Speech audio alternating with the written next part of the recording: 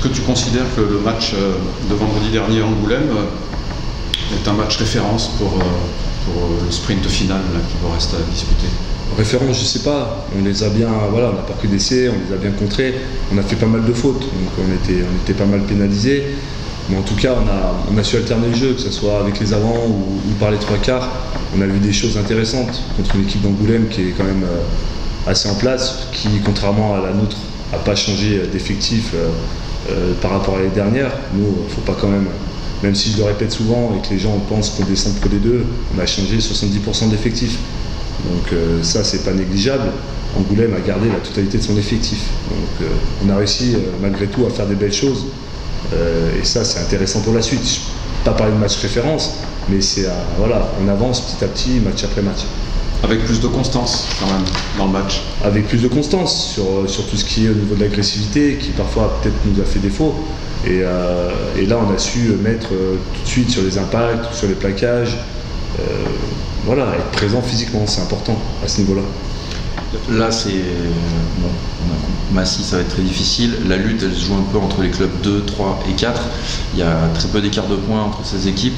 Est-ce que sur un match comme ça, à la maison, face à Bourgoin, qu'on doit considérer comme une équipe au mieux milieu de tableau, est-ce qu'il y a un objectif à 5 points?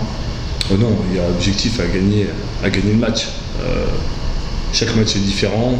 Comme je vous ai dit, Bourgoin revient bien. C'est une équipe qui va aller chercher son maintien aussi, même si elle a des matchs importants qui arrivent pour elle à domicile. Donc, mais c'est une équipe qui est voilà, en recherche de points et qui va assurer son maintien le plus vite possible. Ils ont commencé par une saison un petit peu galère. Et non, il n'y aura pas d'objectif. Il y a l'objectif de la victoire, ça c'est sûr, et après on verra le reste. Il y a besoin de se rassurer aussi à domicile après la contre-performance contre Albi? Ouais, c'était une contre-performance, il y a eu des faits de jeu qui étaient un peu compliqués à gérer. Ça fait partie du sport, c'est comme les buteurs. Il y a des choses des fois qu'on ne maîtrise pas trop. Donc, mais en tout cas, si on garde ce niveau d'engagement qu'on a depuis quelques matchs, voilà, les mecs, j'espère qu'ils garderont ça pour faire un gros match, car on en a besoin pour demain soir. On t'a pas trop vu jouer en termes de temps de jeu. Comment tu juges ta saison et ton évolution depuis que tu es arrivé là un peu? Bon, elle est un peu mitigée, je pense. Un peu mitigée. Après, si je joue pas beaucoup, bon, j'ai fait quand même quelques feuilles de match. Et voilà, c'est le coach qui décide. S'il trouve que j'ai pas le niveau, c'est que j'ai pas le niveau. Donc, voilà, c'est lui qui décide, c'est lui qui voit mon état actuel.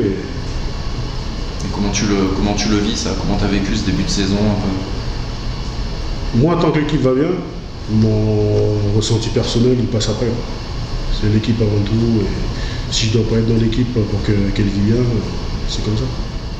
Et tu avais été présenté avec ton passé, ton statut, tout ça. Aujourd'hui, c'est quelque chose qui doit servir au club peut-être justement dans ce sprint final?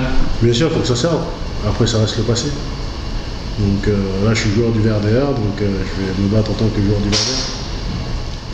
Sur des matchs comme ça, comme Bourgoin, tu jugerais que c'est quoi? C'est un match piège pour vous, ou alors au contraire, vous ne devez pas, justement avec ton expérience, comment tu l'abordes? Le seul piège, c'est nous, c'est pas l'équipe en face.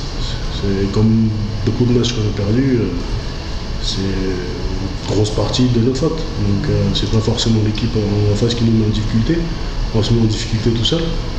Et on travaille beaucoup sur ça et je pense qu'on est bien parti. On a vu un état d'esprit irréprochable la semaine dernière à Angoulême. Il faut poursuivre.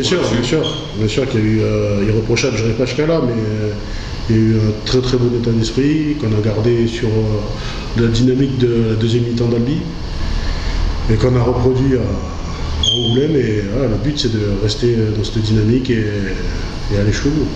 Ouais. Et accrocher cette fameuse deuxième place, est-ce que vous en parlez? Vous vous focalisez là-dessus ou pas trop? Bien sûr, on en parle, on est obligé d'en parler, parce qu'on n'en est pas loin et on a la place pour y aller. Mais non, on n'y est pas encore, donc il y a d'autres choses à faire avant et on pourra parler quand on y sera. Toi qui as l'expérience aussi depuis qui malheureusement a dû observer quelques matchs par le passé depuis le bord de touche ou les tribunes. Comment elle évolue cette équipe du VRDR et qu'est-ce qu'il lui reste peut-être à faire ou un progrès effectué pour justement être sûr de terminer deuxième? Non, mais je pense qu'on est dans la bonne direction. Johan nous tape sur les doigts tous les jours de savoir nous montrer ce qu'il faut faire, ce qu'il faut ne pas faire. Et je pense c'est d'arrêter de faire les mêmes conneries. C'est tout. C'est quoi alors? C'est des fautes bêtes, les fautes bêtes. C'est les fautes bêtes. Voilà, des fautes qu'on peut éviter, un excès d'agressivité, savoir se maîtriser au bon moment. Tu avais signé quoi comme contrat? 1 an ou 2? 2 ans. 2 ans, ok. Donc tu seras l'an prochain. Je serai encore là. D'où l'objectif de remonter en Tout à fait. l'importance. Tout à fait.